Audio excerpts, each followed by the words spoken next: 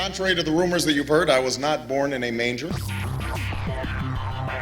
I was actually born on Krypton and sent here to save the planet Earth. We cannot continue to rely only on our military in order to achieve the national security objectives that we've set. Everybody somewhere between the ages of 18 and 25 will serve 3 months of basic training. We've got to have a civilian national security force that's just as powerful, just as strong. Yes, we can. Obama's healthcare plan will include coverage of all essential medical services. Yes, we can. Obama is a cruel hoax. He works for Wall Street. He's an agent of finance capital. Where did you come up with the number $700 billion? Here's the Treasury spokeswoman's quote. It's not based on any particular data point. We just really wanted to come up with a really big number. To Democrats and Republicans who've opposed this plan, I say, step up to the plate. A few members were even told that there would be martial law in America if we voted no. Secretary Henry Paulson is no George Washington. I don't think anyone questions, Mr. Kashkari, that you're working hard. Our question is who you're working for. Obama pledged that he would resume the Security and Prosperity Partnership talks between Mexico and Canada that President Bush initiated. The old boss is starting to look a lot like the new boss. Robert Gates is going to remain on the job as Defense Secretary for at least a year. Plenty of sources knew about this meeting, told us and others that it was at Hillary Clinton's house, but clearly it wasn't. We've got to give them a stake in creating the kind of world order that I think all of us would like to see. We see you causing a depression so you can blow out the economy and consolidate it and bankrupt it. We know that you are enemies of free humanity, and we are here standing against your tyranny.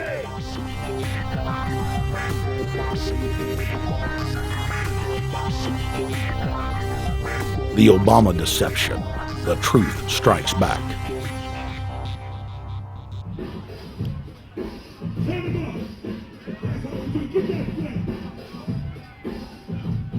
Barack is like the manager of Burger King.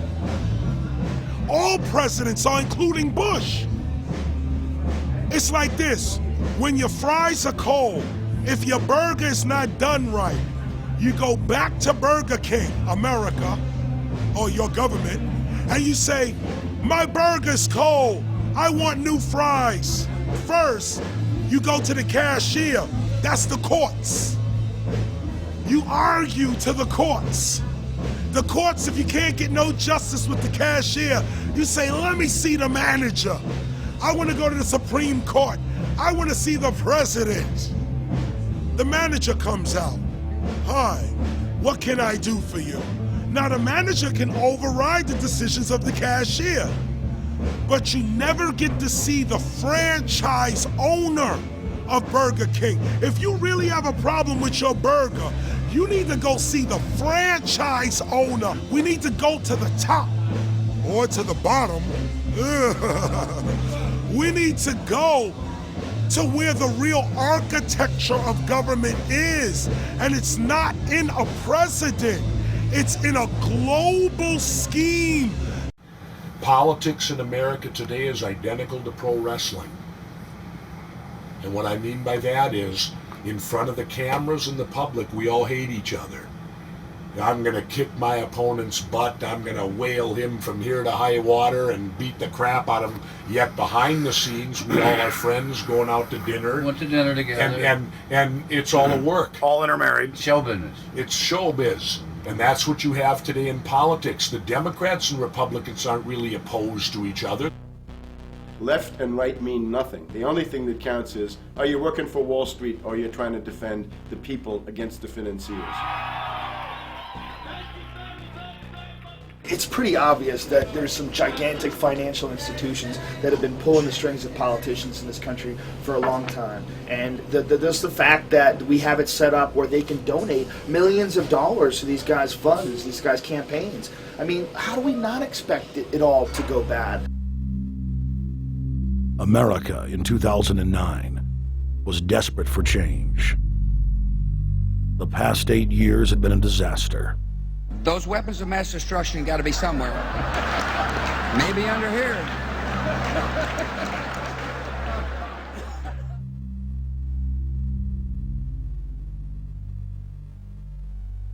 George W. Bush, who had claimed to be a conservative, had tripled the size of the federal government, shredded the Constitution, and destroyed the image of the United States worldwide. Nope, no weapons over there. Endless wars, over 1 million dead Iraqis, and more than 5,000 dead U.S. troops. The Patriot Act, warrantless domestic wiretapping and spying, the end of posse comitatus, the rise of the treasonous North American Union, a deepening recession sliding towards total economic collapse. These factors and other abuses had the American people in a state of panic for their future and the very existence of the United States. The elite were in trouble. The people were beginning to see through their facade, past their front man, and to the ruling elite behind the throne. For the first time in U.S. history, both parties were universally hated. Congress had a 9% approval rating. The globalist agenda had stalled. And then, onto the scene came a man who promised change. Change we could all believe in. Barack H. Obama promised to end the war and bring our troops home fast. He pledged to uphold the Constitution and to stop the federal government from spying on the American people. Candidate Obama told American workers that he was going to get them out of NAFTA and GATT, and he's already breaking those promises. In this film, we will prove that Obama says one thing and does another, and that he works for the very same elite interests that Bush served, the very interest engineering the financial collapse and formation of a dictatorial world government. This film is not about left or right. It is nonpartisan. Our past documentary films are among some of the most damning indictments of George W. Bush and his administration that have ever been made. If humanity has any hope of effecting real change for the better, it will not come from the Madison Avenue false reality makers who have cast Barack Obama as the savior of the world. To alter our course from tyranny to liberty, to defeat the corrupt elite, we must get past the puppets and confront the real power structure of the planet. Now we can see a new world coming into view. A world in which there is the very real prospect of a new world order. Webster Griffin Tarpley is an accomplished geopolitical analyst and historian. Among his scholarly works are the unauthorized biographies of George Herbert Walker Bush and Barack Hussein Obama. Since Bush the elder made his speech at the United Nations back in September of 1990 talking about the New World Order, I think I've become confused about what's actually going on in the world.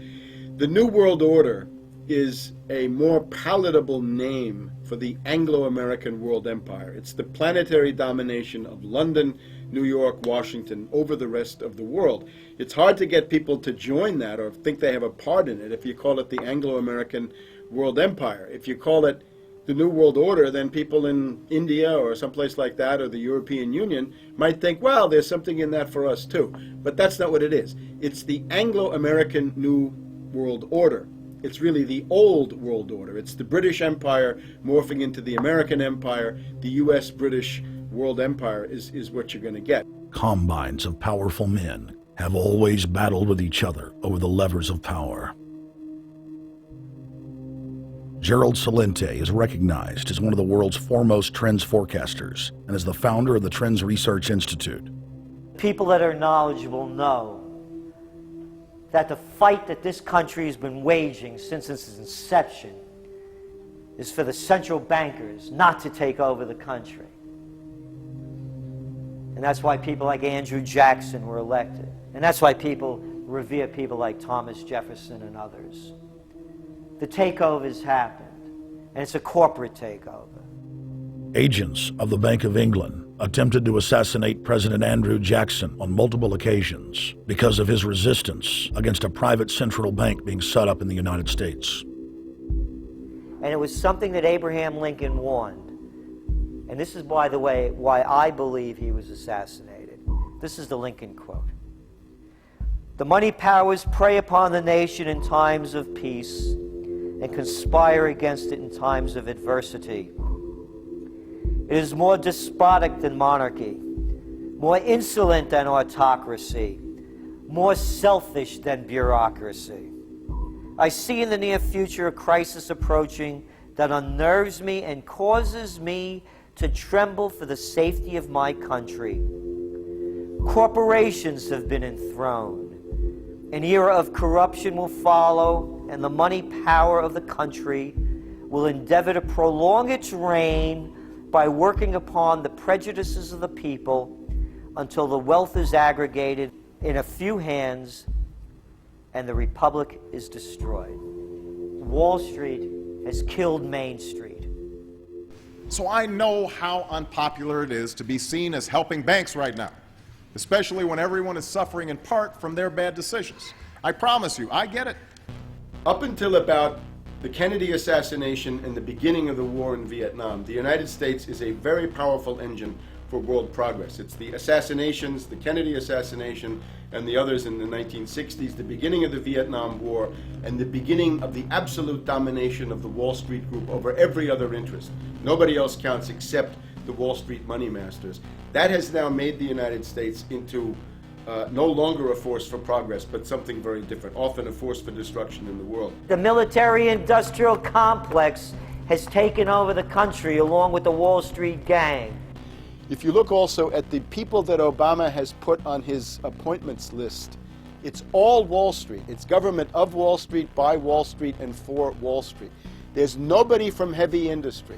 There's nobody from the auto sector, nobody from Silicon Valley, nobody from big oil, nobody from defense, no labor, no women, no retirees, no small business, nothing. It's pure Wall Street. The only people who have a voice in Obama's councils are Wall Street finance oligarchs. That's all there is. Nobody else counts for anything under Obama. It's the most extreme Wall Street administration we've ever had.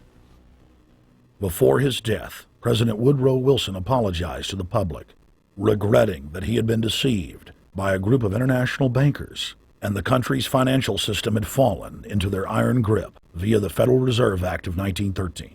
Whether sought or unsought by the military-industrial complex, the potential for the disastrous rise of misplaced power exists and will persist. Dwight D. Eisenhower, he warned the people that the military-industrial complex was taking over the country. Only 3 years after leaving office, President Eisenhower's prophetic warning concerning the threat posed to our system of government by the military-industrial complex came to pass.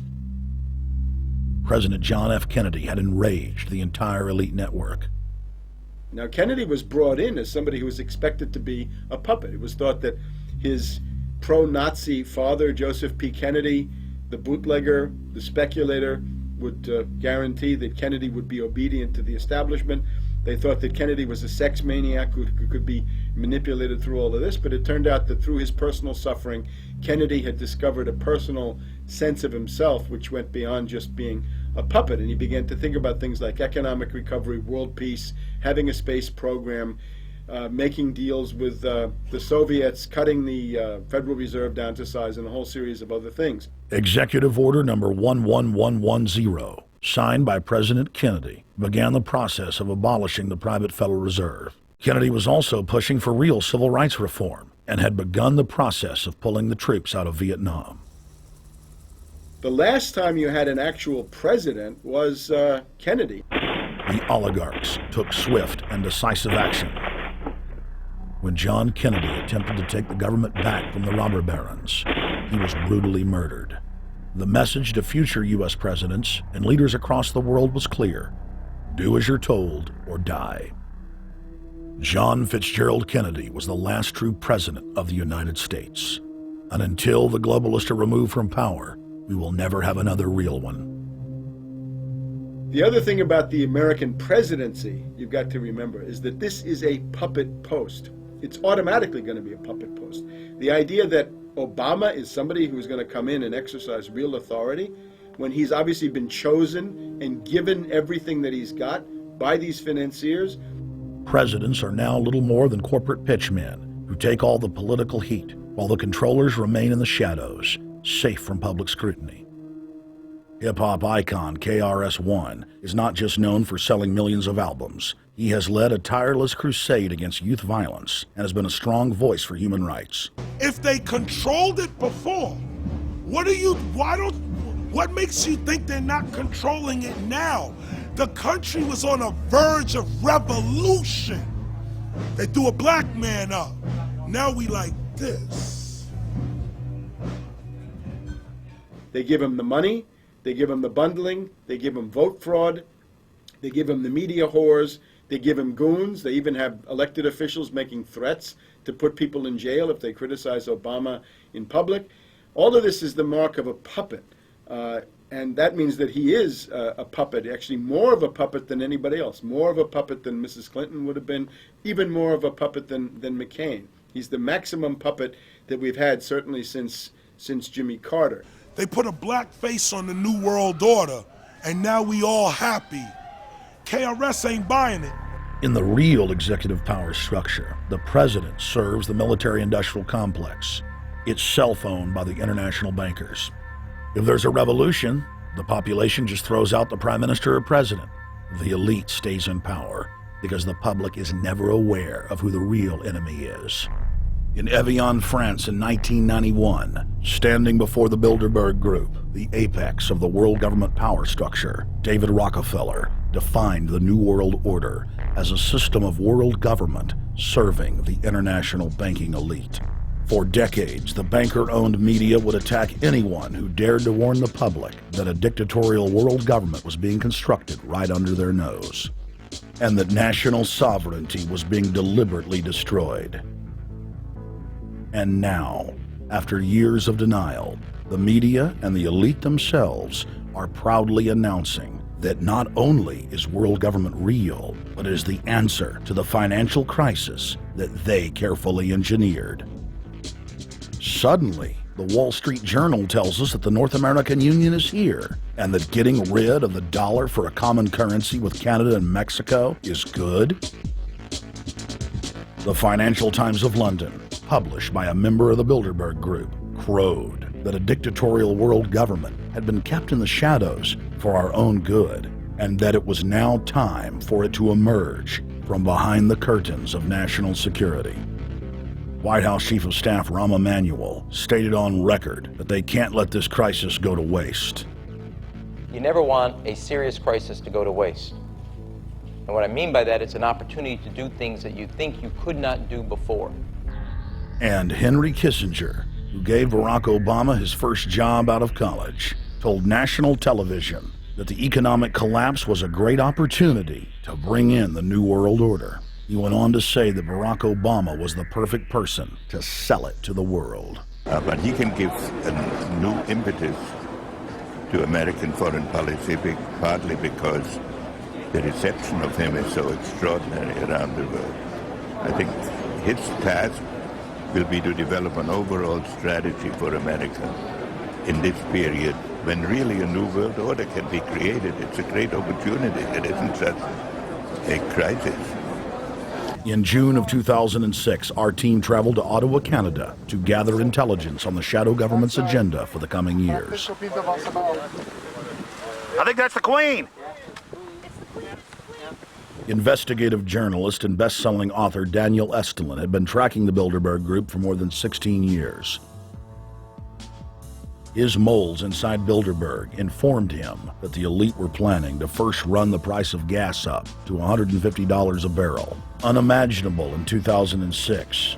He also reported that after suckering the middle class back into the stock market, the group was going to implode the subprime mortgage market and destroy public confidence. Well, one of the things that we're getting from this morning's conference, this morning conference was about the energy crisis, the price of oil. The afternoon conference, which started about 4 o'clock, 4:30, they were talking about one of the American delegates, I wasn't told who exactly it was talking about the the concern that the American citizens have had with the housing prices going down, so they're not investing that money. So what they needed to do is they needed to create the illusion that everything is going well. So what they're going to do over the next year and a half, is to bring the market back up to 1998, 1999 levels. They're going to get all the suckers to invest whatever little money they have left over, and that's when they're going to make the economy bottom drop out. They need to destroy the economy because as we're running out of oil, when people don't travel, at least that's what they're saying, when people don't travel, when people don't have money, they don't travel, they don't spend any money, which means you don't waste a lot of oil and natural gas. That's the afternoon. So how does this source, just ballpark, so you have the sources of... Well, actually there are two people who are members of the Bilderberg Club. It's actual members? They're members of the Bilderberg Club who for years and years and years have been going and participating in all the conversations. They've always been dead on, always. And last year they said the oil prices are going to go up to 150. At the time it was 39, it went up to 76, basically doubled. If it doubles again, it's going to be back to where these people say. They attack Iran and will it on it. Year after year, Estelin and other reporters like Jim Tucker are able to report on future events with stunning accuracy, all because they know the agenda of the Bilderberg Group. The Bilderberg Group sits at the top of the world power structure. 125 of the richest and most influential individuals on the globe make up its membership. From Istanbul, Turkey to Chantilly, Virginia, we have tracked the elusive Bilderberg Group. Bilderberg always insist on a media blackout. By June of 2008, we had already figured out that Barack Obama was the elite's puppet of choice. The national media claimed that during the weekend the Bilderberg Group was scheduled to meet, that Obama had speaking engagements set for Chicago and the Midwest. We knew better. In a classic bait and switch, the Obama campaign told the press corps to get on Obama's campaign plane and that Obama would join them on the flight to Chicago. Campaign staff then slammed the door shut. The fawning press had been shanghaied as Obama's campaign aircraft lifted off without Obama. Robert, why were we not told about this meeting and that the senator wouldn't be on our flight until the doors were shut and we were about to taxi to take off? Again, we had a desire, Senator Obama had a desire to do some meetings. Others had a desire to meet with him tonight in a private way, and that's what we're doing. We set up these meetings. They're being done tonight. Again, Is there more than one meeting? Is there more than one person with whom? I'm not going to get into all the details of the meetings. I don't know that I've got a ton more different answers for all of your questions. Obama wasn't going to Chicago. He had a meeting to attend, a secret meeting. Initially, it was believed that the secret meeting took place at Clinton's Washington, D.C. home. Obama's spokesman denied that, but won't confirm where the former rivals met. He also declined to comment on their topics of discussion. For a day and a half, the mainstream media engaged in a wild goose chase, trying to find out where Hillary and Obama had gone. 3 cover stories later, the corporate press had to admit they had no idea where the 2 candidates had gone. And to this day, Clinton and Obama aren't talking. Plenty of sources knew about this meeting, told us and others that it was at Hillary Clinton's house, but clearly it wasn't. In 2008, the trail led us to the Westfields Marriott Hotel, right outside Washington, D.C. We just flew into Washington, D.C. We're driving to the Westfields Marriott. Tomorrow, the hotel's closed throughout the week into the weekend for the Bilderberg Group meeting. We're going to check in the night before. They're going to kick us out tomorrow. So we're going directly into the belly of the beast. The hotel will be filled with at least 5 spy agencies: CIA, Defense Intelligence, Mossad, European Union Security. We checked into the Westfields Marriott 48 hours before hotel guests were scheduled to be thrown out ahead of the annual meeting. The building was nestled in the heart of the military-industrial complex, with the National Reconnaissance Office and Raytheon just a stone's throw away.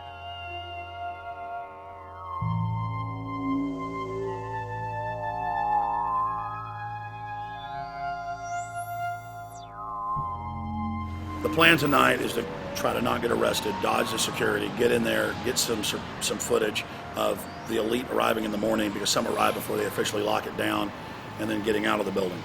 That's our plan. I'm also going to be getting a call by a international syndicated radio show, Coast to Coast AM with George Norrie, and all week he's getting briefings from me every night about things as they develop.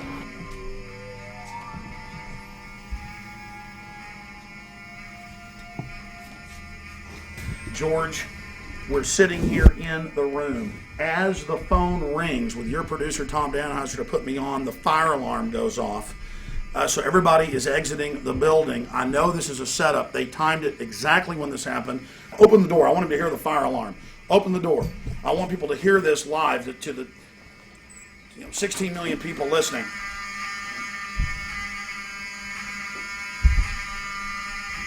George, do you hear that? Now, they're going to use this as an excuse. The Westfields Marriott, right outside D.C. in Chantilly, they want to use this to flush us out of here. They're very upset. Everybody that covers Bilderberg, I was detained 2 years ago, interrogated, screamed at. They said Bilderberg was upset about me, wanted to stop us. This is guaranteed. Everywhere we go, we're followed. We have another hotel across town as a base of operations. They were there questioning us, getting in our faces. We're being followed everywhere. I need everybody's support right now. I pray to God they don't try to set me up. They may have tried to concoct this as some way to say, look, they didn't leave during a fire drill, assessing me, knowing I would stay and do the interview. But again, the moment the phone rang with Tom Danheiser, the moment the phone rang, the guys answered it, I'm standing there, the alarm goes off. It's going off right now. The guests are exiting the hotel out there. Of course, there's no fire. This is just absolutely insane. I noticed, too, that there was over 100 security people here today, but tonight we got back and it was a total ghost town, and this is what's insane. We have a security guy walk up to us 30 minutes ago, about 25 minutes ago, before this happened, and said, "What are you guys doing?" We said, "We're just walking around checking out the artwork in the hotel," which we actually were admiring it, but we were also going around getting some footage. And they said, "Well, no cameras allowed." We said, "Fine." And then he said, "Yeah, we had somebody do a fire alarm a few weeks ago, and me and Rob, my camera guy, were going, why is he telling us about a fire alarm?" I forgot that part, George. These bastards have done this. I don't know how. They're planning to try to set us up or something, but this is incredible. We are here in the middle of this right now, George.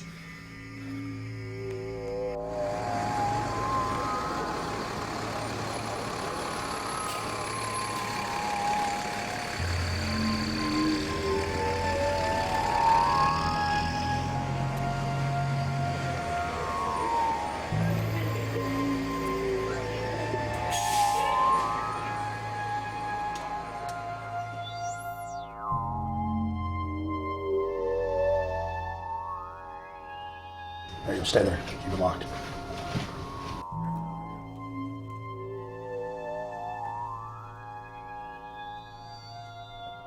Let's go. Let's get out of here now, Richard. Don't screw around anymore. We got out of here on exactly the right time. Is this the way out? Yeah.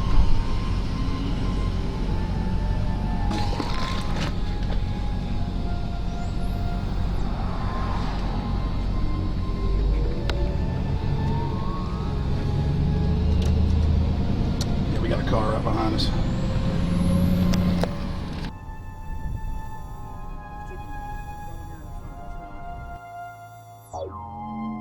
You made about, what, 5 turns and the 6 turns, the same car's following us? Now he looks like he's following us into a... He came out of Bilderberg, he came out of the Westfield. He's being a little bit subtle, but... Not too. So there he is. That's him over there in the blue green, car. yeah.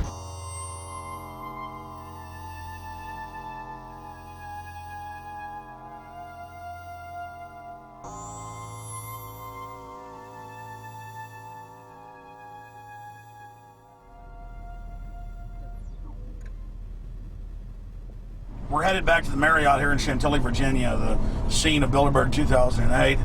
We successfully infiltrated the last day and a half inside, got out with some great stuff. We've been tailed, and now we're going back to cover the dignitaries, the elitists, as they arrive. And right now is the prime time for them to start arriving for the next 3 or 4 hours. We took about a 30-minute break. I'm sure we missed a few, but it doesn't matter. We've got scores of people that just organically are listeners, info warriors that are out here taking action.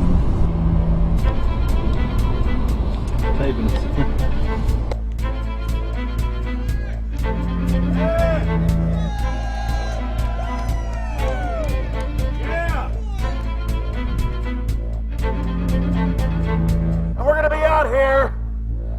next 3 days, while you try to chart the future of our destiny, we're taking our destiny back. You're not our gods or our masters.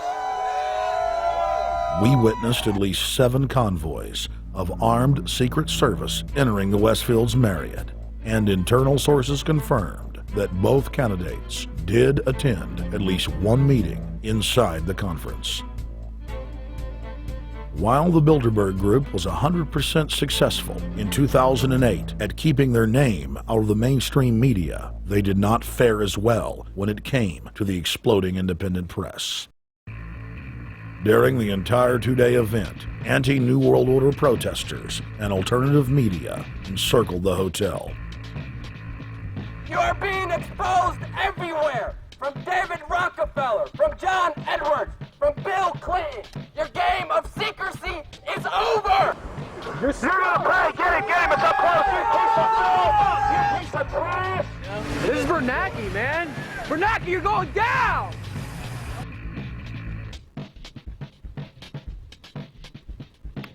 Obama, we know you're here, Obama. You cleared your schedule for the next 3 days. We know you're in Virginia. Arch criminals! New World Order scum! We are not your slave scum!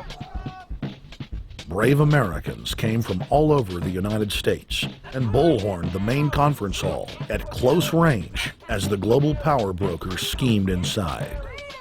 You are criminals! You control the central bank, you control the currency, and you're turning our beautiful country and world into a nightmare! The global elite are desperate to keep their organizational meetings a secret. They are keenly aware that if the population discovers that policy is being developed covertly by powerful special interest, the people will revolt. It is our duty to expose these criminals. It's a criminal act under federal law for federal officials to have private meetings to discuss world policy with non-federal workers.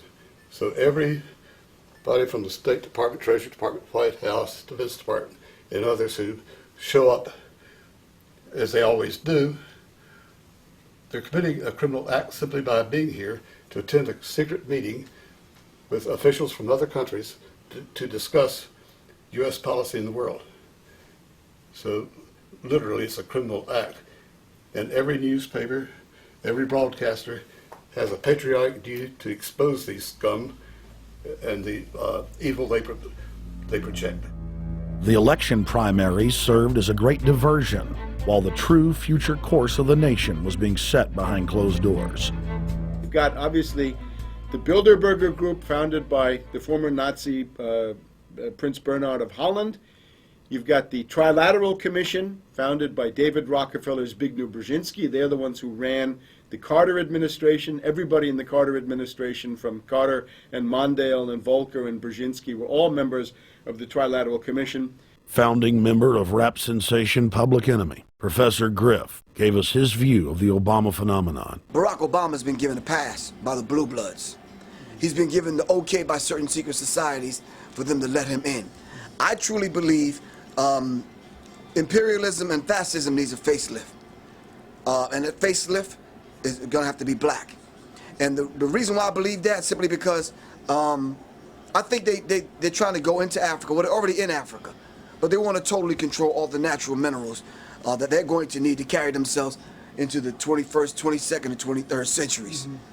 You follow me? So I think they have to go through a phase of galvanizing the masses of dark-skinned people that truly believe that change needs to come, but the change that they're talking about is not necessarily change for the better as far as the masses of the people.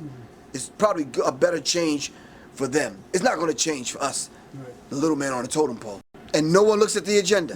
Long as he positions himself right, have the right tie on, have the right smile, repeats the slogans over and over and drives it home, the average American is just going to swallow it hook, line, and sinker. And we don't even know what the agenda is. Writing in his 1964 book, With No Apologies, Senator Barry Goldwater said, The Trilateral Commission is intended to be the vehicle for multinational consolidation of the commercial and banking interest by seizing control of the political government of the United States. The Trilateral Commission represents a skillful, coordinated effort to seize control and consolidate the four centers of power: political, monetary, intellectual, and ecclesiastical. What the Trilateral Commission intends is to create a worldwide economic power superior to the political governments of the nation-states involved. As managers and creators of the system, they will rule the future.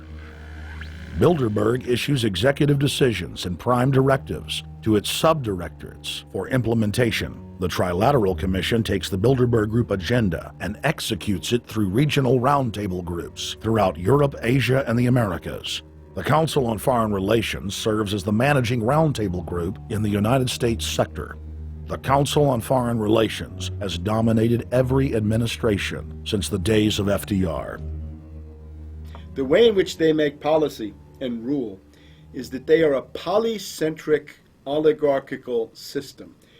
You have to be a finance oligarch. Remember, this is not a society ruled by generals, not by priests, not by bureaucrats, not by demagogues, none of those, but by bankers. Bankers rule, and the bankers set up these institutions. They set up things modeled on the Royal Institute for International Affairs, Chatham House, and the Milner Round Table of the period right after the Boer War, so even before World War I.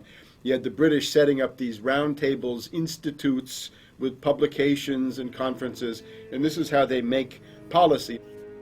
Upon Obama's inauguration, members of the Bilderberg Group, Trilateral Commission, and CFR flooded into every position of power in the executive branch, replacing Trilateral Commission and CFR members who previously filled the positions during the Bush administration. When you look at the U.S. ruling class, you'd have to say that they're a really pathetic bunch of failures and bunglers. They are a miserable excuse for a ruling class. And that's one of the big problems we have, is you go from Clinton to Bush to Obama.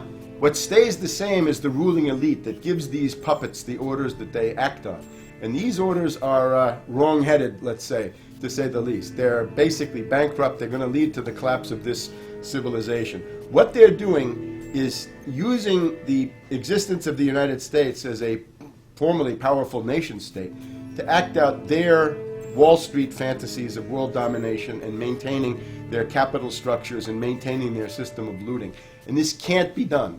So the basic question is, they've hijacked our country and you got to take it back from them. You've got to drive Wall Street out of the government, and at that point you'd have a reasonable chance of getting back to prosperity and some kind of peace and order in international affairs. We had a chance to speak with economist and author George Humphrey. They have created a power elite. And we're not talking about the millionaire down the street. You can't even be a member of their club unless you're a multi-billionaire.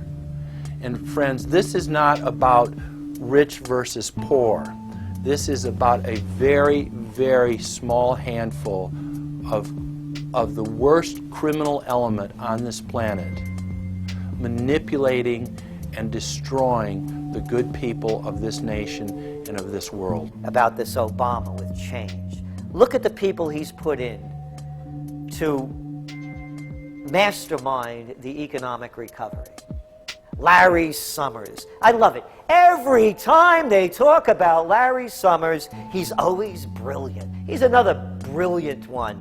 He's the one that helped dismantle the Glass-Steagall Act, the banking act that was put in place in the 1930s, so the banks couldn't become the banksters that they become. In the 1990s, you had the beginning of the derivatives bubble, thanks to people like Alan Greenspan, Rubin, Summers, a lot of the people who are now back in the Obama administration. And the derivatives, I think, are the centerpiece of this entire problem today. These are the same people, Geithner from the Treasury Department. Could you imagine that? Now we have the U.S. Treasury Secretary, who also is a Robert Rubin protege of the Larry Summers Group, that dismantled Glass-Steagall and broke apart the regulations that would have prohibited the banks and brokerages from becoming these criminals. He was the former president of the New York Federal Reserve, And now he's our Treasury Secretary? And as we all know, the Federal Reserve is as federal as Federal Express. It's a private bank. And now we've put this guy in charge of it? I mean, can't be Wall Street has hijacked Washington in broad daylight. Every single one of his appointments support the status quo. Every one of his appointments are there to screw the American people. Every single one of his appointments are people who are working to bring down the Republic and the Constitution of this country. Secretary of the Treasury, Timothy Geithner, Bilderberg Group and Trilateral Commission member. Secretary of State, Hillary Clinton, is a Bilderberg and CFR member. She is also married to Trilateral Commission member William Jefferson Clinton. Ambassador to the United Nations, Susan Rice, Trilateral Commission. National Security Advisor General James L. Jones, Bilderberg, Trilateral Commission, and CFR. Deputy National Security Advisor Thomas Donnellan, Trilateral Commission, CFR. Special State Department Envoy Henry Kissinger, Bilderberg Group, Trilateral Commission, and CFR. Chairman, Economic Recovery Committee, Paul Volcker, Bilderberg Group, Trilateral Commission, Council on Foreign Relations. The Director of National Intelligence, Admiral Dennis C. Blair, Bilderberg Group, Trilateral Commission, CFR. Secretary of Defense Robert Gates, Bilderberg Group, Trilateral Commission, CFR. Deputy Secretary of State James Steinberg, Bilderberg Group, Trilateral Commission, CFR. State Department Special Envoy Richard Haas, Bilderberg Group, Trilateral Commission, and President of the CFR. Obama Presidential Advisor Alan Greenspan, Bilderberg Group, Trilateral Commission, CFR. State Department Special Envoy Richard C. Holbrooke, Bilderberg, Trilateral, CFR. And the list goes on and on. Even if Barack Obama were the most wonderful person in the world, he was groomed and brought to power by the global elite to carry out their agenda. Humanity must look past Obama and realize that presidents come and go, but the shadow government and their program of global enslavement continues. How could people be so stupid and gullible to believe a bunch of political people? So people who voted for Obama were trying to express, I think, first of all, something worthwhile. The hatred for Bush, Cheney, the neocons, the desire to punish the Republicans for their adventures, their police state, and their economic depression. The second question was on the economy. People felt that Bush was selling them down the river into a world depression. He is, of course, the new Herbert Hoover in that regard, so they were trying to get something different from that.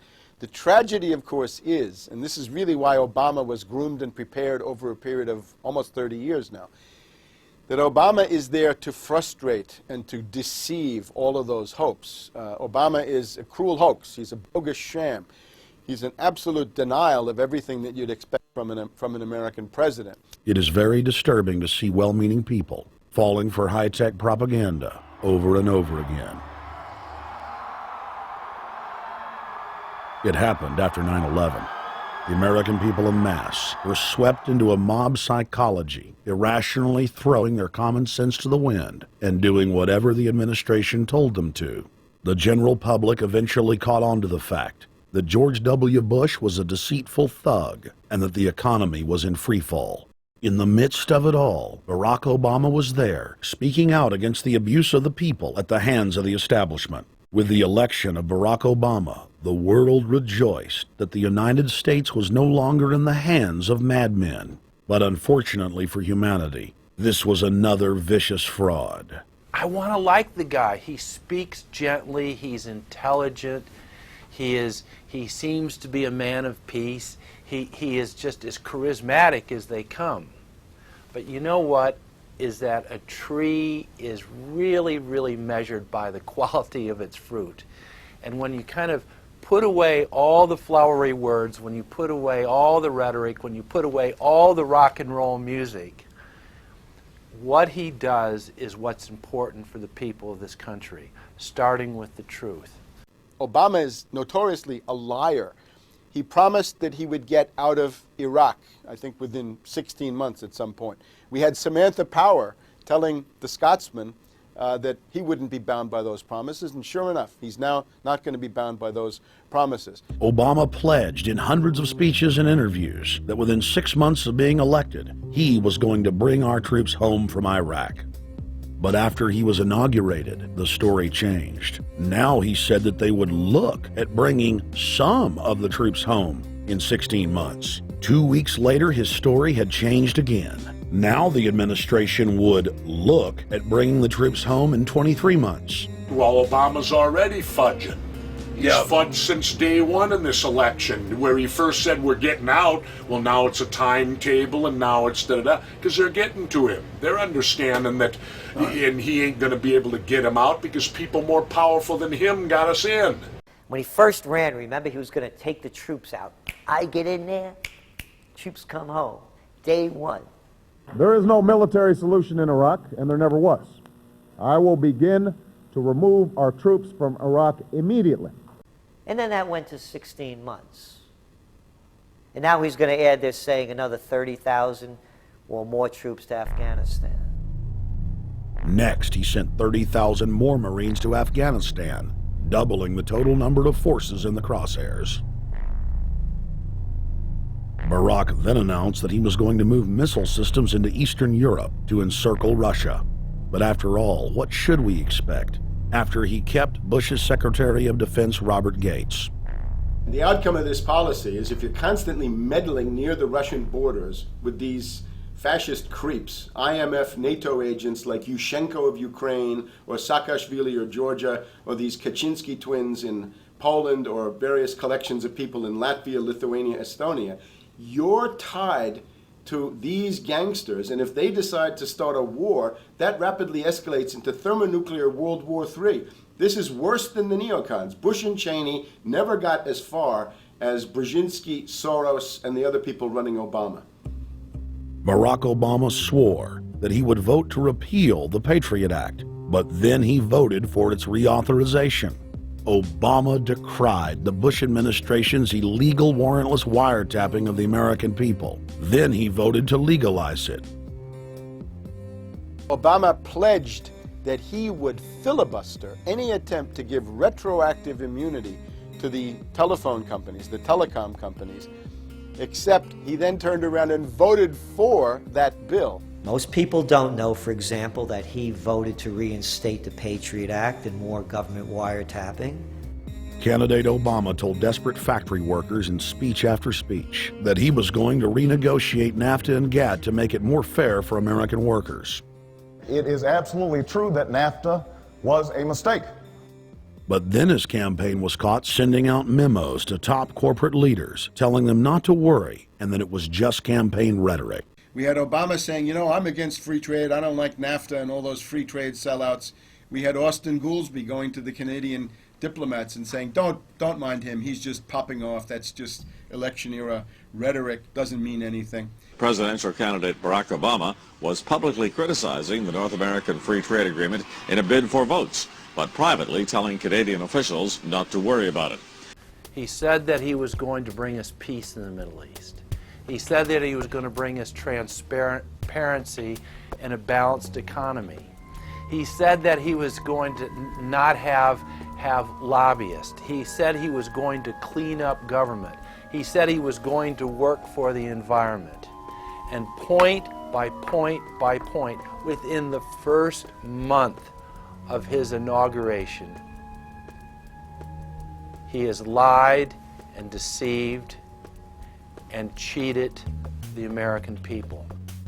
The people of the United States and the world were filled with hope that Obama was the real deal when in his first week in office he signed an executive order supposedly closing Guantanamo Bay and other secret prisons. Then the press actually had a chance to read the executive order and were shocked to find that the executive order only said that Obama was thinking about closing Guantanamo in a year. But worst of all, the executive order continued the practice of rendition which the LA Times called secret abductions. They don't know. They think that he's signed off immediately on closing Guantanamo, but he's allowing prisoners now to be taken to foreign countries and not knowing where they're sending them and to be tortured in foreign countries. They don't know that they kept that provision in there.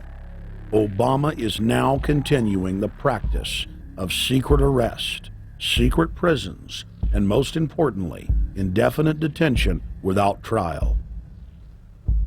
When a British high court said that it was preparing to release secret British and U.S. torture orders that prove that the Bush administration was ordering personnel to systematically abuse detainees, Barack Obama threatened to cut off all U.S. intelligence ties to England. To add insult to injury, he stated that the program was important to national security, not only endorsing Bush's crimes, but continuing them. Obama voted for a reinstatement of the Patriot Act. And by his early deeds already, again, as we saw with the issues of retention, he's willing to send people that have been charged with nothing to be tortured to so-called get the truth out of them. If the makers of this film attempted to cover all of Obama's lies, this documentary would never be released because there are new ones every day. So in the interest of time, we're going to cover one more big one. Barack and his handlers made the cornerstone of his campaign, keeping lobbyists and donors out of his administration. Within hours of being elected, Obama did a 180 and filled the White House and federal government with lobbyists and donors at all levels. Obama picked William Lynn, the top lobbyist for Raytheon, to fill the number 2 position at the Department of Defense. Timothy Geithner, former president of the private Federal Reserve Bank of New York, was picked by Obama to be Secretary of the Treasury. Geithner promptly crammed the Treasury Department full of lobbyists, like his Chief of Staff, Mark Patterson, formerly the top lobbyist at Goldman Sachs. Obama appointed top lobbyist to the Saudi royal family, George Mitchell, as the lead Middle Eastern envoy. Obama appointed the king of Wall Street lobbyists, Leon Panetta, to head up the CIA. Obama tapped Tom Daschle, top lobbyist for healthcare firms, to run the Department of Health and Human Services, and the list goes on and on. Then, 3 weeks into his administration, Obama launched a new lie, more outrageous than the previous. With Academy Award-level conviction, he said that he was upset about the banker bailout, which his own Chief of Staff, Rahm Emanuel, another former Wall Street executive, had engineered. Obama said that he had signed an executive order capping the CEO's salaries of those who had taken the bailout money. There was just 2 problems. All the major banks and brokerage firms were exempt, and the new order only dealt with any future bailouts. And those were to be on the honor system. What gets people upset, and rightfully so, are executives being rewarded for failure. AIG, Bank of America, and Citigroup, which have received billions in bailout money, don't fall under this plan. Only banks negotiating future agreements with the government will be restricted. But this appears to be built on an honor system, and White House Press Secretary Robert Gibbs had a hard time explaining how enforcement would work. Well, let me get, I will get clarification from Treasury on that. Generally speaking, this is already the biggest liar and the biggest disappointment that we've seen in recent history. And again, qualitatively beyond the rather low standards set by Bush the Elder and Clinton in terms of delivering on promises. Bottom line, Obama is a fantastic actor and an even better liar. His track record is clear. He has done the opposite of everything he told the people he would do. They'll make up one lie after another.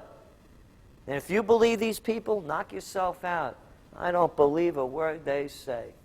Within 1 month of the passage of the first banker bailout bill, the press reported that over $5 trillion had just disappeared out of the U.S. Treasury. By December, the amount of money that had been stolen had reached $8.5 trillion. The leadership of both political parties circled the wagons and would not discuss where the money had gone. In the pen! In the Fed! In the Fed! In the Fed! Informed Americans protested the private Federal Reserve System at all 38 of their regional governorship offices. Arrest Bernanke and Paulson! Arrest all the criminals that stole the banker bailout money! It was refreshing to see people standing up against the real power structure, not being distracted by the elite's frontmen like George W. Bush and Barack Obama. We traveled to Dallas, Texas to cover We the People taking on the real enemy. Hey, I want to talk to the workers up there on the parapet. The ones smoking cigarettes that just jumped back. You're with the American people, we know that. But understand, ask the workers inside. You're not in a federal government building. You're in a private Federal Reserve that uses that name as a fraud. That'd be like if my first name was Federal Reserve Jones. I'm still not the federal government. I'm not a federal agency. But if I said my name was Federal Reserve, I could go out and pay off politicians and get them to allow me to get into power so I could issue the currency and credit, and then I could buy up the world. That's what these criminals have done. A lot of people think that the Federal Reserve is already part of the government. They're not. It's controlled by cliques of unelected, unaccountable bankers meeting in secret. Most of these people have never even been through the formality of a Senate hearing or a Senate confirmation. They claim that they're part of the U.S. government. They masquerade as if they were part of the U.S. government. But in reality, this is a purely private operation. Jackals, hyenas, raptors, all of them loyal, not to the American people, but to the Wall Street banks, which is where most of them come from. Everyone is pointing to Barack right now, President Obama, as saying, you got to get the economy together. You got to get the economy together. When in fact, the president has very little to do with the economy. It's the Federal Reserve chairman that at least sets the policy. That's a privately owned company, the Federal Reserve Bank. They set the agenda. These guys are masquerading as a federal institution. They are a private banking consortium, and this is their front, their holding company. The Federal Reserve is not federal. It's a front for a private banking cartel. That's on record in congressional testimony, and they're the ones orchestrating the economic collapse we're seeing right now, so that's why we're here. While at the In the Fed rally outside the Federal Reserve Bank in Dallas, Texas, we spoke with Ron Paul's brother, Wayne Paul. 1913, the Federal Reserve Act was passed, floor of the House, where 3 members of Congress were on the floor. At that time, they only needed a majority of votes to pass it. So in 1913, the Federal Reserve Act was passed. 20 years later, 1933, under Roosevelt, the United States was declared bankrupt. And in 1933, the Federal Reserve Private Bank says, okay, USA, what are you going to pledge as collateral on the debt you owe me? What happened by 1936? Does anybody know? We instituted Social Security system, and you and I and our children and our children's children were pledged as collateral on the debt of our government to the Federal Reserve. And that's where we're at today. It took 20 years to make this country bankrupt, and since then, our government has operated under emergency powers of our government. It is not the president that makes the decision in this country. It's the Secretary of Treasury who turns around and is put in there by the Federal Reserve to manage the bankruptcy. We've been in bankruptcy ever since. So to print $700 billion and to give it away, how do they get away with it? The manager of the bankruptcy is told by the Federal Reserve this is the way to go. That's where we're at today. Yes, we should point out, Congressman Ron Paul now has a huge amount of sponsors for a bill in the House of Representatives to abolish the private Federal Reserve crime syndicate. In 1913, the money power of the country was taken away from the people. By constitutional privilege, it belongs with the Congress, but it was given up in the Federal Reserve Act. The Federal Reserve is no more federal than Federal Express, but yet it has the power to determine the direction of use of money in our economy. If we could take that power back and put the Federal Reserve under Treasury, we start to be in a position of being able to control monetary policy on behalf of the United States people. The Federal Reserve is totally private, and Alan Greenspan 2 weeks ago on PBS on Lair NewsHour said on record that they are above the law, the Congress, the President, everyone. No court can do anything. We run America. What is the proper relationship, what should be the proper relationship between a chairman of the Fed and a president of the United States? Well, first of all, the Federal Reserve is an independent agency, and that means basically that there is no other agency of government which can overrule actions that we take.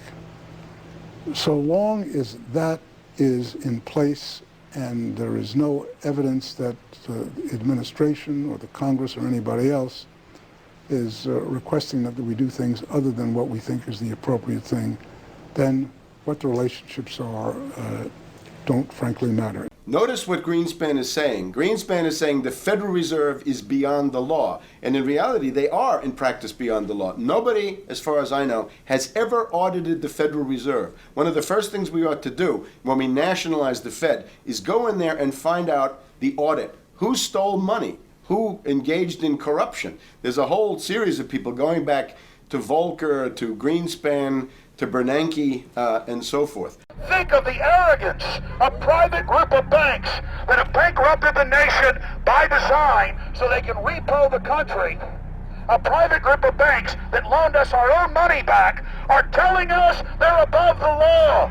You are not above the law, criminals. No one is above the law. No one is above the law, and the private Federal Reserve sure as hell isn't either.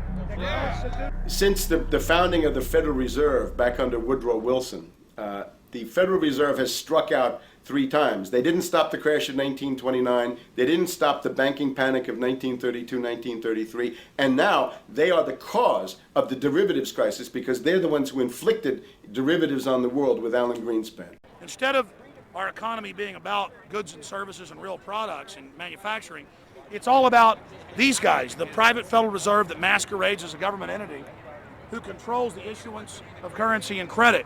They're the ones that have cut off the liquidity in the market. They told us have a debt-based economy. Then they cut it off once they get us under their thumb and implode the economy so they can consolidate it. And that's what they're doing right now. I mean, it's in their own documents, it's in their own statements. They claim, give us unlimited power, give us trillions of dollars with the Baker bailout bill that's already $5 trillion, not $850 billion as they say. And we'll get the economy going, but they're hoarding the money and buying up other banks that aren't part of the Federal Reserve, buying up insurance companies, buying up roads, infrastructures, media empires, defense contractors. What the banks do is they implode an economy by cutting off credit, and then once things really fall to a low, and they know the low because then they buy everything up and start then putting more money back into the economy, and then they build it back up. So they build us up and then shear us, build us up and shear us. And they're getting ready. All over the world, they're always shearing some country, imploding it. Comes out in their own IMF and World Bank documents. That's just the foreign arm of the same cartel. And these are the people who claim to be the saviors of the economy, the people who have created every important crisis in the past 100 years, the Federal Reserve. So it's illegal, it's unconstitutional, and it's a failure. And I think the failure is what everybody can see right now. Yeah, what they do is they make you think Clinton's evil in running things. Then, oh, Bush will save us. And then, oh, Bush was evil. Now we'll be saved by Barack Obama, but he's just a puppet. But as we get deeper into this phase, when they implode the economy, they have all the money and all the control. But they also like to pose as the savior. So Obama is meant to be the savior during the Depression, and he'll save us with a 1 million person, he said, is bigger than our military, domestic spy force, a 3 million person environmental spy force. So giving people these jobs to be government bureaucrats and spies to go out and manage the other 290-something million Americans. And so this is classical fascism. The communists also do it. Any vertically integrated command and control authoritarian system does this. So they're openly following what the same group of banks did in Germany, Russia. It's in the Communist Manifesto to have a private central bank, because the private central bankers actually wrote the ideas that they had Marx and Engels put out. People go, well, why would the banks want communism? It doesn't exist. They rape us, they consolidate us, they put us into work brigades, they make us slaves, and they say it's a people's paradise. Look at it, boy, you're really doing good. And then they transfer all the wealth of the nation offshore. The globalists are outside all the nations. That gives them safety, and they play countries off against each other. And so that's what we're facing and dealing with. And so they're bringing in classical, hardcore tyranny in the U.S., but we have the internet. We've grown our numbers. The alternative media has exploded. That's why they're trying to move in to shut down and regulate and tax the web, but it's too late for them. They're playing in the 19th century, 20th century rules. It's 21st century, the century of resistance to tyranny. And so it's going to be one hell of a fight with the people and free humanity on one side and the New World Order on the other. And every one of you out there counts, needs to be involved in this fight like nothing you've been involved with before, because this is life and death. Everything depends on exposing these people. Everything depends on showing the people that this is the New World Order, this is the criminals. We're dealing with the king rats here, the people that are carrying out tyranny worldwide. And either they fall or we fall. Either worldwide darkness and a new age of tyranny and oppression and with a scientific overlay, or a new age of liberty and freedom and a new renaissance. The choice is the people's out there. Okay, we can tell you what's going on. You can check it out for yourself and find out it's true. But don't wait. Investigate now. Get involved now. Go out there and reach out now. We don't have time. If you're looking for the solution, look in the mirror. Look right into the mirror, because you out there, men, women, old, young, black, white, doesn't matter. It's going to be up to you if they win or if liberty succeeds and the people have a chance of having any future. These are cold-blooded eugenicists. These are cold-blooded people who think they're God, think that they're our masters, that think that we're animals. These are the guys that funded Lenin and Stalin and Hitler and Mao. These are the guys, it's all on record, that bankroll this stuff. They are hardcore vicious, and they must be resisted. You're watching the Obama deception. We're going to go right back to the film in just a minute. But I wanted to take some time out in the middle of the film to encourage all of you that are watching it online right now to go to Infowars.com and purchase a high-quality DVD of the film. Or you can go to PrisonPlanet.tv and download a high-quality DivX version to burn to disc or DVD to give to your friends, your family, your neighbor, and your community. I also want to challenge all the viewers out there to take time out to write notes as you watch this film and to check all the claims that we've made for yourself, because I'm confident in the information presented here. And I want you to not trust me, but to know for yourself, to know in fact that Obama is a betrayer and a liar, a Judas goat, a Trojan horse to bring in the one world government. So again, I want to thank you for watching the Obama deception. You can go to Infowars.com and get a high-quality DVD, or watch it in super high quality and burn disc to give your friends, your family, your neighbors, and warn the public at PrisonPlanet.tv. Now let's cut right back to the Obama deception. Up until about the Kennedy assassination and the beginning of the war in Vietnam, the United States is a very powerful engine for world progress. It's the assassinations, the Kennedy assassination, and the others in the 1960s, the beginning of the Vietnam War, and the beginning of the absolute domination of the Wall Street group over every other interest. Nobody else counts except the Wall Street money masters. That has now made the United States into no longer a force for progress, but something very different, often a force for destruction in the world. That doesn't need to remain that way. The interest of the American people is to fight to take your government back from Wall Street and make the United States a force for progress in the world, which we easily could do if we could just break the power of the people behind Obama. The main banks of Europe, which were started by Adam Weishaupt and Rothschild, the Banque Nationale de Paris, the Bank of England, the Bank of Italy, have all financed the messianic and war leaders of the last 200 years. Napoleon, Lenin, Stalin. They backed Adolf Hitler. They backed Franklin Delano Roosevelt. And they are backing right now Barack Obama. The banking cartel had established a beachhead in 1913 through the Federal Reserve Act. In 1947, they set up a parallel shadow government through the National Security Act. From 47 on, the national security state began the long process of absorbing federal and state bureaucracies, while at the same time undermining the constitutional power of Congress and dominating the executive branch. By controlling the issuance of currency and credit, the private Federal Reserve was able to buy up most of the Fortune 500. And if a company wouldn't sell, the bankers would unleash federal regulators to run them out of business. Private central banks in Europe, the United States, and England took taxpayer money and loaned it at over 30% interest to third world nations.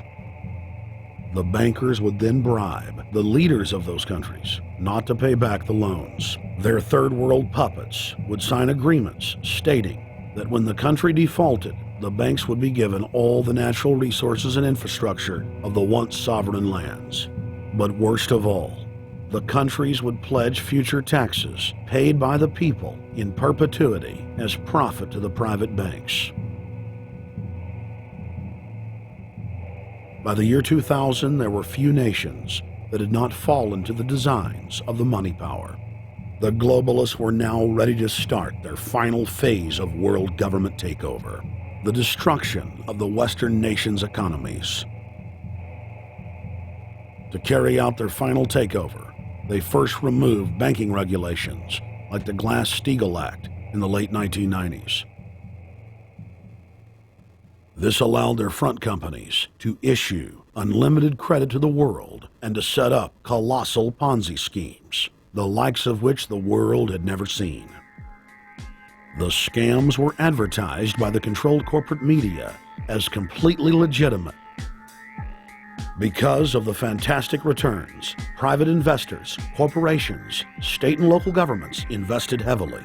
They had taken the bait, hook, line, and sinker. To destroy confidence, in late 2007, the bankers themselves began to badmouth the scams they had created. Next, the central bankers cut off the tsunami of fiat money that they had been using to pump up the bubble. When Congress and the public refused to write the finance oligarchs a blank check, the bankers began to engage in financial terrorism. They said that the world would go into another Great Depression unless their demands were met, further destroying confidence. The stock market instantly had its biggest one-day loss in history, but even that wasn't enough to force Congress to capitulate to the offshore banks. Senator Inhofe of Oklahoma and Congressman Brad Sherman of California, amongst others, told the world that the entire Congress had been threatened with martial law by the White House and the Treasury Department if they didn't pass the so-called banker bailout bill. The only way they can pass this bill is by creating and sustaining a panic atmosphere. That atmosphere is not justified. Many of us were told in private conversations that if we voted against this bill on Monday, that the sky would fall, the market would drop 2,000 or 3,000 points the first day, another couple thousand the second day, and a few members were even told that there would be martial law in America if we voted no. That's what I call fear-mongering. Unjustified. The final version of the bill was kept secret from the Congress until minutes before the vote on October 3, 2008. The Federal Reserve had promised total transparency, that every dime would be accounted for. To Democrats and Republicans who've opposed this plan, I say, step up to the plate. Let's do what's right for the country at this time, because the time to act is now, to prevent the possibility of a crisis turning into a catastrophe. After its passage, the public learned with horror that the bill was really a financial coup d'etat by Wall Street. The bill didn't just give $700 billion to the banks. It was a blank check. And as of February 2009, $9.7 trillion has disappeared into a black hole. Within 24 hours of its passage, Secretary of Treasury Henry Paulson said they were no longer going to use the money to unfreeze the mortgage market by buying bad debt. We went to Congress. Illiquid assets look like the way to go. As the situation worsened, the facts change. I will never apologize for changing an approach or strategy when the facts change. Paulson has, in the meantime, admitted that the subprime mortgage crisis is not the cause, really, of the breakdown of the entire world banking system and the bankruptcy of most of the banks in London and in Wall Street. He said, oh, we're going to buy up toxic assets, but we're not going to worry about subprime mortgages. What he's talking about is derivatives. Derivatives are the center of the crisis. He went on to say that where the money was going was a secret. I believe that banking institutions are more dangerous to our liberties than standing armies. If the American people ever allow private banks to control the issuance of their currency, first by inflation, then by deflation, the banks and corporations that will grow up around the banks will deprive the people of all property until their children wake up homeless on the continent their fathers conquered. The issuing power should be taken from the banks and restored to the people, to whom it properly belongs. Thomas Jefferson, 3rd President of the United States. Secretary Paulson came in with the Vice President and Fed Chairman Bernanke and made all these assurances that there was absolutely a critical, immediate need to get rid of the corrosive derivative products, all the different names for this, ubiquitous, sub-S, retraded credit default swap, blah, blah, blah, blah. Okay? But they talked about them as though they knew what the hell they were. You got the money and you immediately said, what items, what auction? Now, the Treasury just basically cut that out of the bill. And what we have here is a situation where banks are hoarding the money that they're getting from the TARP. They're using the money to purchase other banks. And all of a sudden, the Treasury sent a signal to the banks, forget about it. We're going to give you the money that you want, and you do what you want with it. Unless you direct it specifically, it's not going to happen. I don't think anyone questions, Mr. Kashkari, that you're working hard. Our question is who you're working for. Throughout its passage, President Bush and Senator Obama worked in tandem to get Congress to pass the bill without even having time to read it, despite the fact that in major polls, 98% of the American people were against the bill. The leadership in both parties were for it.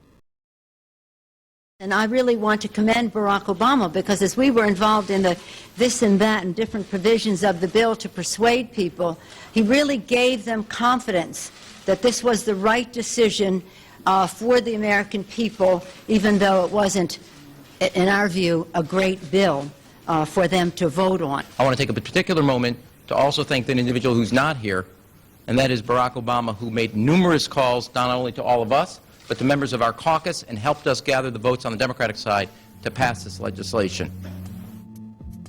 Bank heads then bragged to the press that they were hoarding the bailout money and using it to buy up smaller, healthy banks and insurance companies. Their plan was working like a charm. Next, the central bankers loaned the federal government back $787 billion of our own money at interest for President Obama's so-called stimulus package. And just like the banker bailout, Congress was given less than an hour to read the 1,070-page plus stimulus bill. Barack Obama, who had pledged on the campaign trail to wait 5 days before a bill could be voted on so that the Congress and the people could have a chance to read it, said that the stimulus was too important and it had to be passed before anybody could see it or read it, or the crisis would turn into a catastrophe. Doing little or nothing at all will result in even greater deficits, even greater job loss, even greater loss of income, and even greater loss of confidence. Those are deficits that could turn a crisis into a catastrophe, and I refuse to let that happen. After its Friday passage, in gangster fashion, President Barack Obama took a 4-day vacation and said that there was no rush to sign it. The spending bill was really a takeover bill, designed to further federalize the states and to pay off rich donors that had donated to both parties. As the world slid deeper into depression, the bankers celebrated the fire sale that they had created. I believe the phrase burdens of the office is overstated. Yes, Kelly. Why me? Oh, the burdens, you know. Why did the financial collapse have to happen on my watch? It's just pathetic, isn't it? Self-pity. And I don't believe President-elect Obama will be full of self-pity. With their access to unlimited fiat capital, they could now buy up sectors of the world economy not already controlled by them. For over a century, the Anglo-American establishment had worked to bring the world system to this point. Artificially engineered global bankruptcy. In an address before the Trilateral Commission in June of 1991, David Rockefeller laid out the elite's ultimate goal. The supranational sovereignty of an intellectual elite and world bankers is surely preferable to the national autodetermination practiced in the last centuries. Now that the bankers were holding the world hostage, they issued their ultimatum.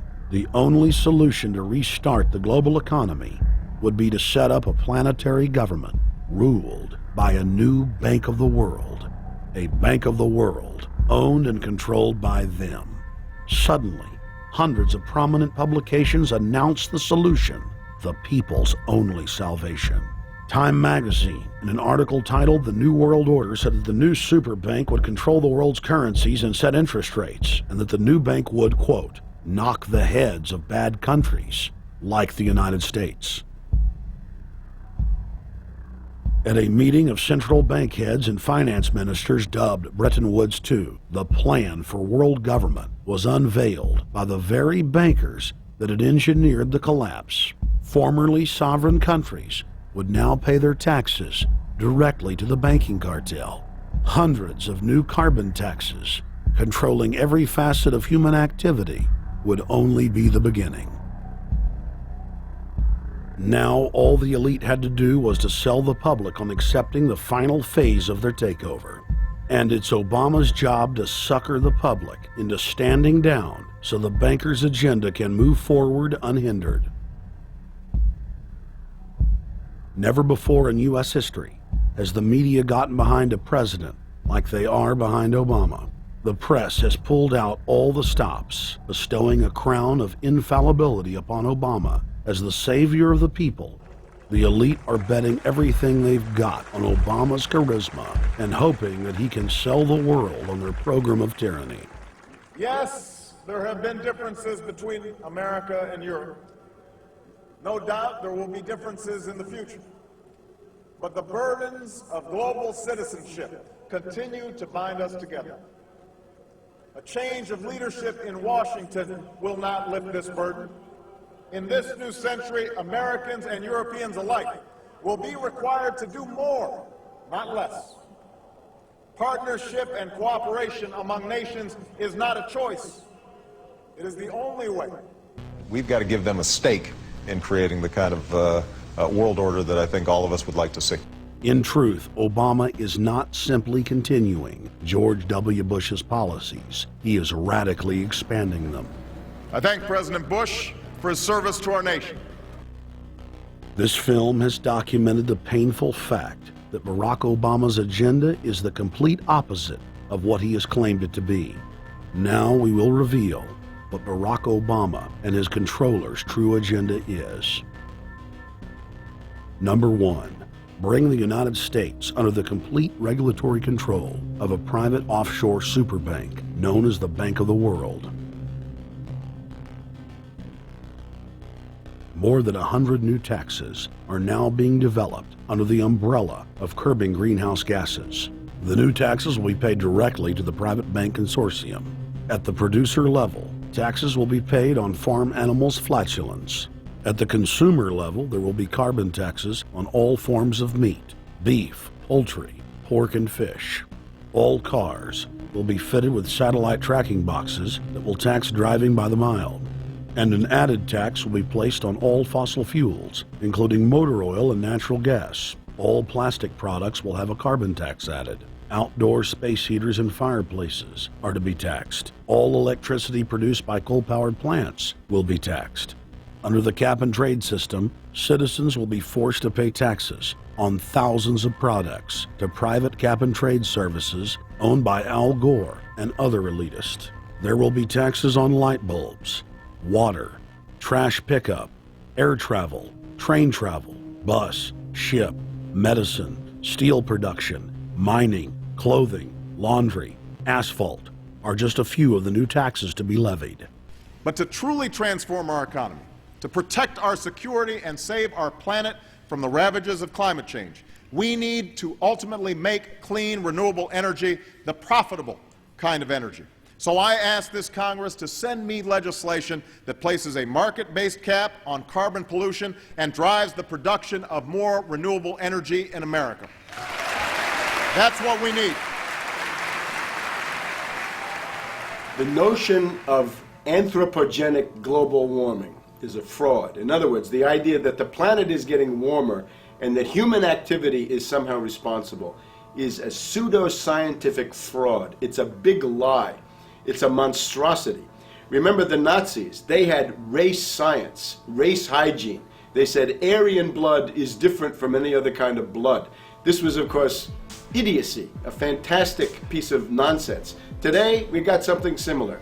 Global warming caused by human activity, and the answer to that is carbon tax plus cap and trade, according to the wishes of Al Gore, Prince Charles, and basically the entire world banking community, the world oligarchy. What they're trying to do with that is to perpetuate the current system where bankers rule the world, financiers rule the world, and the rest of us get the crumbs from the table. But remember, if you try to put on cap and trade and a global warming carbon tax with the idea that you're going to save the polar bears, what you're going to do is destroy human society.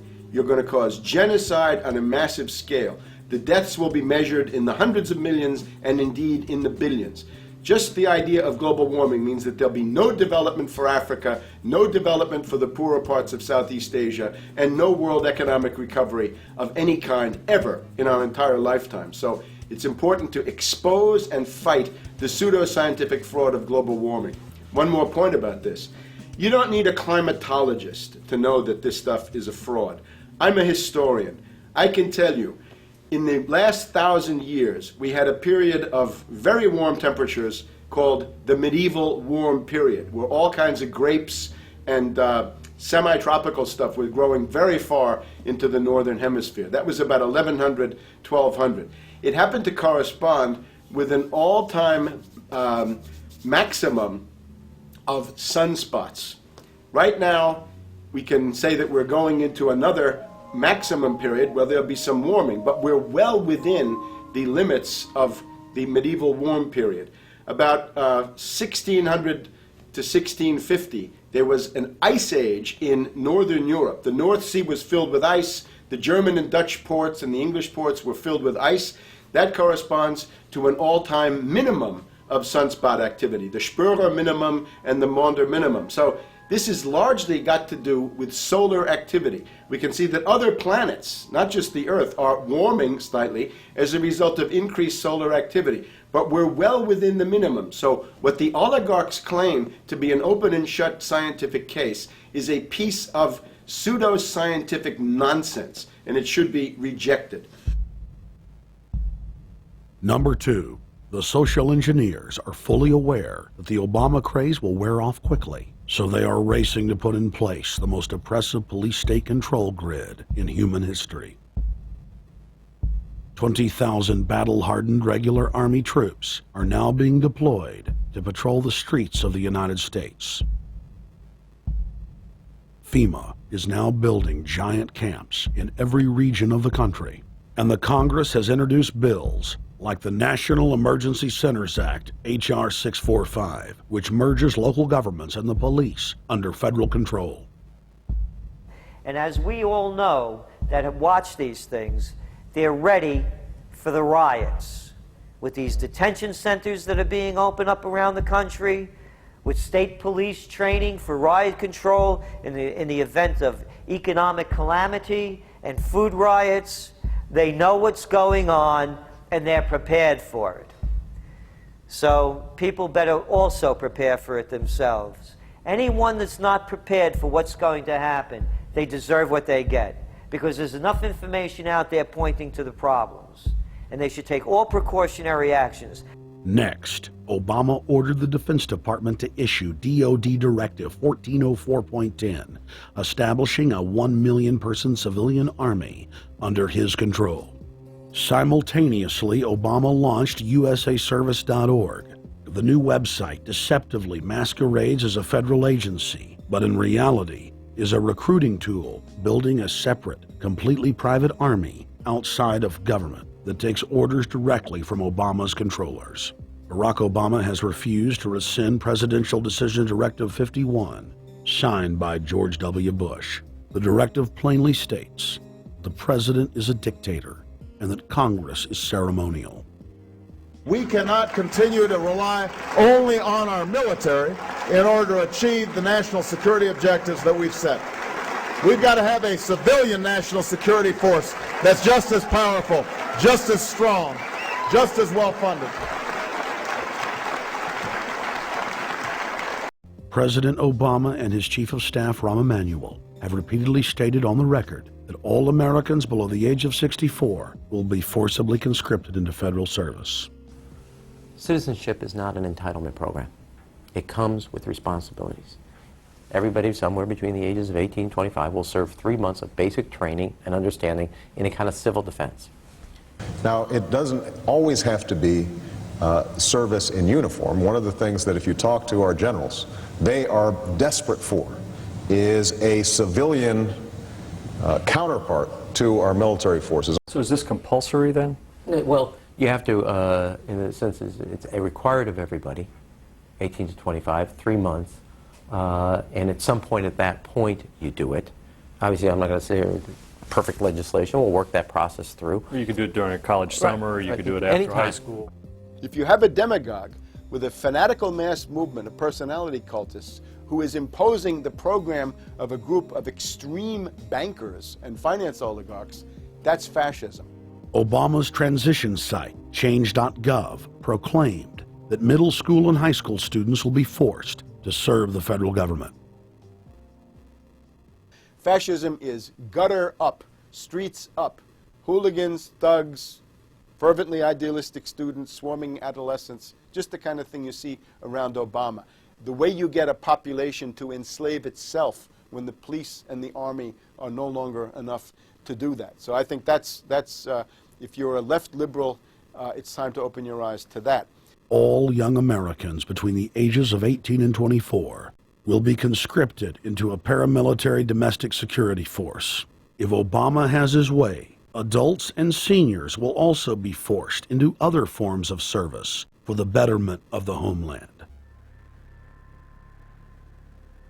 Number 3, disarming the American people. Obama operatives in the Congress have introduced more than 10 bills that would end the Second Amendment as we know it. H.R. 1022 would allow the new Attorney General Eric Holder the dictatorial power to ban any gun he wishes at will. In 2008, before the Supreme Court, in the D.C. gun ban case, District of Columbia versus Heller, Holder argued for the complete disarmament of the American people and that only the military should own firearms. H.R. 257 would ban all youth shooting sports, including YMCA and Youth Olympic shooting clubs. H.R. 45 would force all gun owners to undergo federal psychological screening, registration, and testing to keep their firearms. White House Chief of Staff Rahm Emanuel has proposed the extrajudicial banning of any American on the fraudulent no-fly list from owning any firearm. That is, if you are on the no-fly list because you are known as maybe a possible terrorist, you cannot buy a handgun in America. Over 25,000 Americans are added each month to the no-fly list, which numbers over 1 million people who have not been charged or convicted of any crime. It's a case of mistaken identity for a 5-year-old boy from Normandy Park. He had trouble boarding a plane because someone with his same name is wanted by the federal government. King 5's Mimi Jung is live at SeaTac Airport to explain. Mimi. Lori, it's hard to believe that a 5-year-old could be considered a threat, but that's exactly what happened here at SeaTac last week when Matthew Gardner showed up for a flight to LAX. Then they fly and chatter. As 5-year-olds go, Matthew Gardner is about as harmless as you can get. But when he and his mom checked in for their flight at SeaTac last week, Matthew was considered the criminal. If you're on that no-fly list, your access to the right to bear arms is canceled because you're not part of the American family. You don't deserve that right. There is no right for you if you're on that terrorist list. And even though this Matthew Gardner is only in kindergarten, TSA workers still conducted a full-blown search. They searched all of our belongings. They took everything apart piece by piece. Nadia Counter says it wasn't easy being treated as a possible threat to national security. I picked up my child to give him a hug and tell him, you know, it's okay, we're doing fine. And they reported to me that I was not allowed to touch him. He was a security risk, and they had to research me to make sure that I had not obtained any materials from him.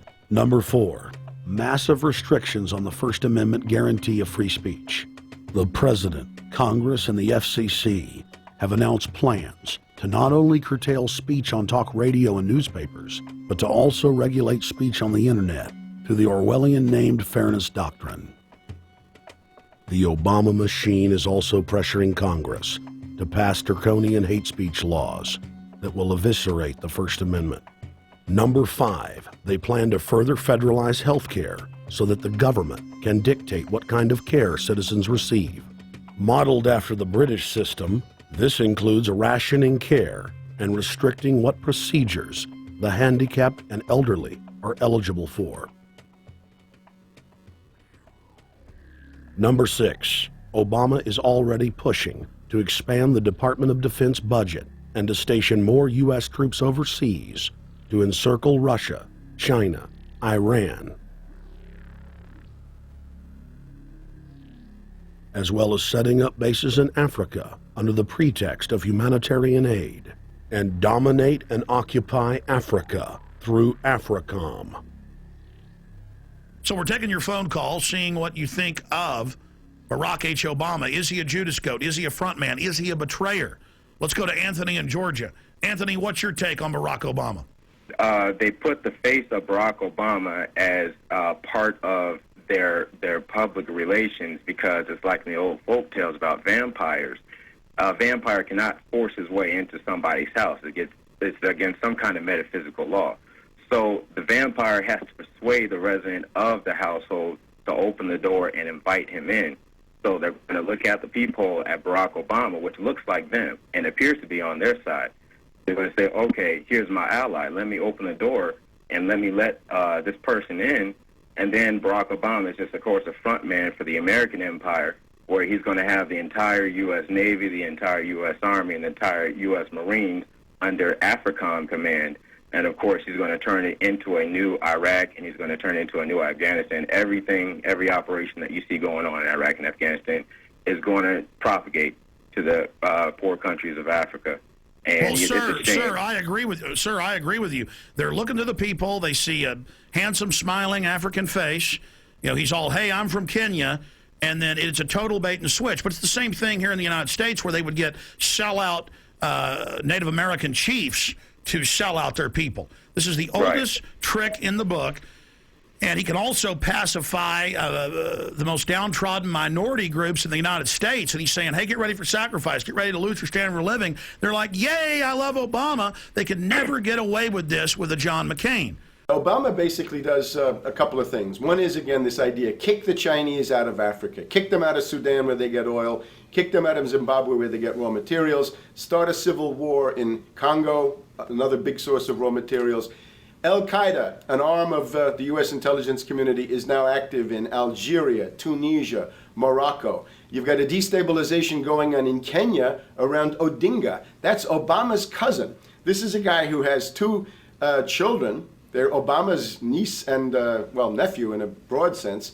And one of them is named Raul, and the other one is named Winnie, after Winnie Mandela, who did the necklacing and political assassinations in South Africa. So this Odinga is essentially a CIA destabilizing operation in Kenya, and he's got a Odinga Islamic Alliance to crush the Christians in Kenya, but this also reaches into Ethiopia, it reaches into Uganda, Congo, Tanzania, and a whole bunch of other countries in that region. So all of Africa is a battlefield in flames between the U.S. and the Chinese, with Obama leading the charge to kick the Chinese out for geopolitical reasons. Number 7, radically expand federal control over family farms and ranches through the Animal ID and Premises ID system.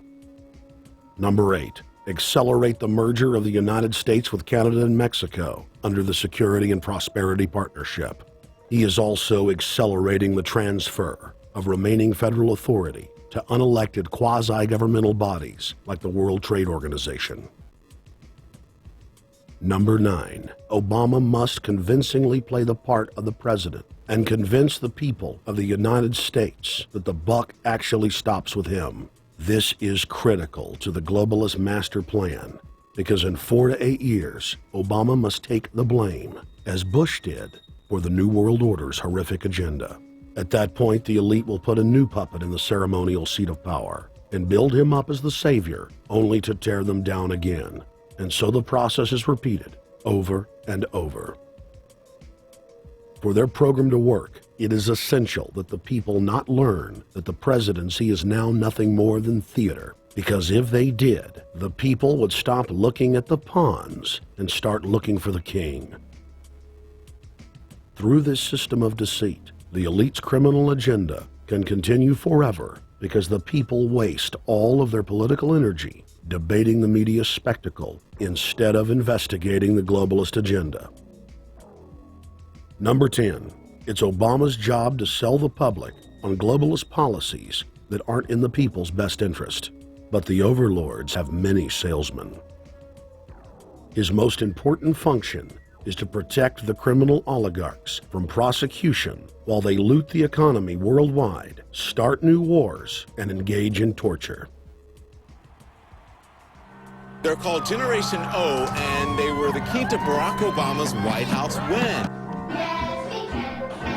During the campaign, Barack Obama used the internet like no other candidate before him, harnessing the energy of millions of his supporters. But the question now is, what to do with this young, eager, energetic army? This gives Barack Obama and his administration contact information for so many people, so next time he needs to push his legislation, he can contact all these people. Kennedy-esque. I feel as though this was like when John F. Kennedy was elected. Shouting, smiles, and tears. It was the scope of Obama's victory that was most impressive. I saw a photograph of Obama playing basketball, and I said, you know what? I see him as a leader, and that's the world that's in his hands. Own a piece of history, commemorating the day the world changed forever. His confident smile and kind eyes are an inspiration to us all. In summation, Barack Obama is a Madison Avenue created fad. All of the crazed Obama worship, being pushed by the corporate media, is scientifically designed to capture the public in a net of peer pressure mass euphoria. If the New World Order can just distract the public for a few more years, the elite can finish constructing their police state control grid. Now, a lot of times, we don't want to know the issue. Right. We don't want to know the issue. We feel, what do you call this thing where you get this false sense of gratification, but because a black man is in office, everything's going to be all right. No, everything's not going to be all right. Yeah. Until you look into the agenda on what the Democratic Party has been about, is about, and will be about, regardless if Barack Obama is the president or not. And that's real. Barack Obama is the perfect Trojan horse. He makes the people feel like they finally have a place at the table, even as he betrays them. I won't have to worry about paying my mortgage. Oh, it's such a blessing to see you, Mr. President. Thank you for taking time out of your day. Never in my life will think that this will ever happen. Sadly, many Obama supporters can't see what's right in front of their faces because they've already invested their very identity in this artificially created cult movement. Throughout history, it has happened over and over again. People turn their intellect over to cult of personality mass movements, and it's happening again. The evidence presented in this film is documented fact. And those that ignore what history has taught us do so at the peril of us all. As frightening as the information in this film is, there are many things we can do to stop the globalist agenda dead in its tracks. First, we expose the cult of Obama for what it is, a sad hoax. Next, realize that we are all being propagandized 24/7. Investigate all information for yourself, be it political parties, the media, or this film. Be aware of the tricks that the elite use, like the staging of false flag terror attacks and other crises. Rediscover the Constitution and Bill of Rights. Promote a culture of true liberty. There is a reason the internationalists are attempting to destroy the sovereignty of all 50 states. They know it is one of the biggest threats to their domination. The federal government has been completely hijacked by foreign interest, and more than 25 states have recognized this fact and are moving to block the New World Order at the state level by declaring their 10th Amendment powers. But most important of all, there is a huge awakening taking place in the United States and across the world against the globalist agenda. Free people everywhere are joining together and saying no to corruption and tyranny and no to world government. This is the center of endurance, and endurance is what wins wars. Not how many people you kill, but how long can you endure. George Washington lost almost every battle he had, but he endured. He out-endured the British, and that's how the battle was won, endurance.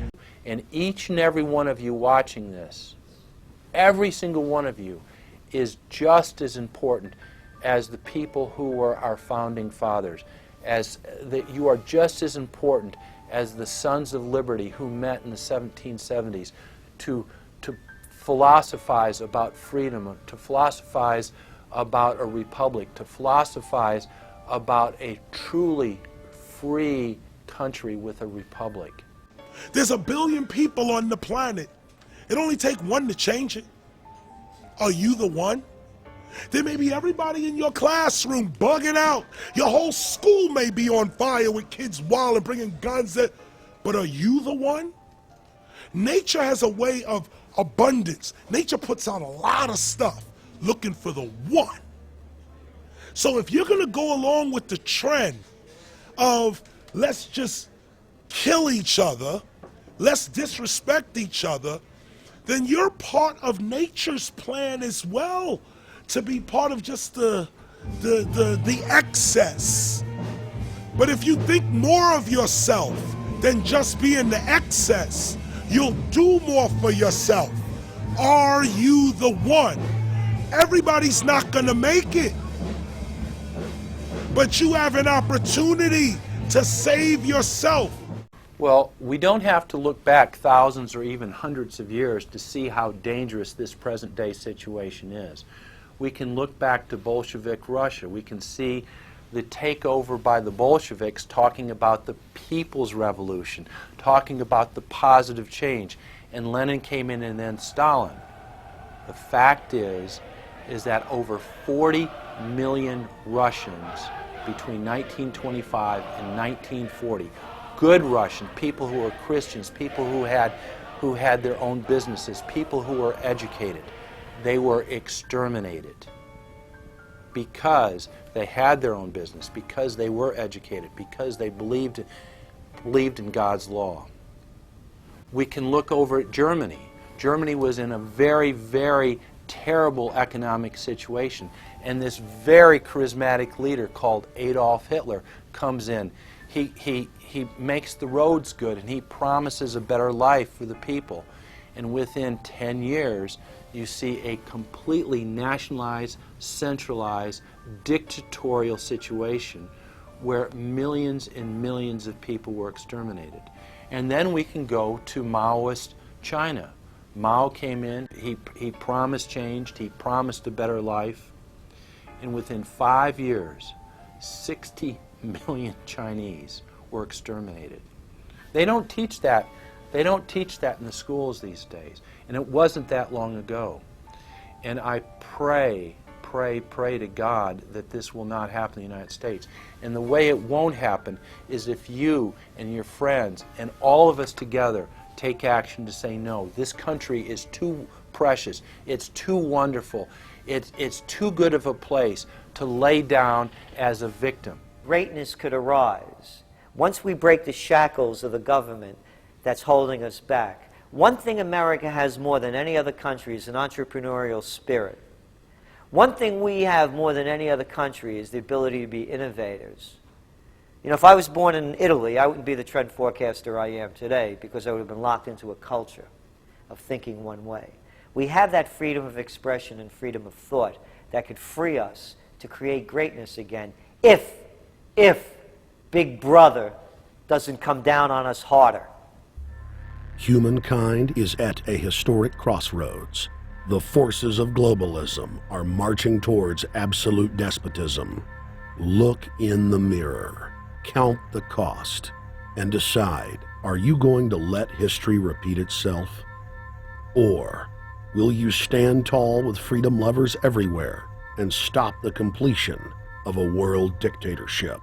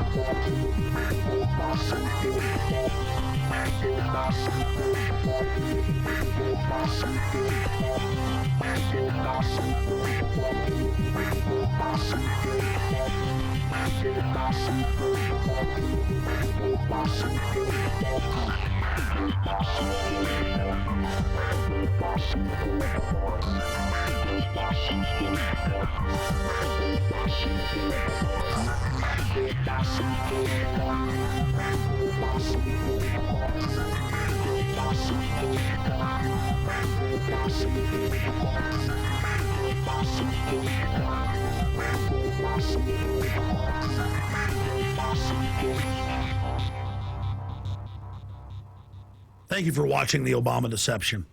I want to challenge all of you out there who are shocked by this film to take time out to research the claims of this documentary so that you will discover that we've told you the truth and that, frankly, it's far worse than we could even present here in the limited time we had.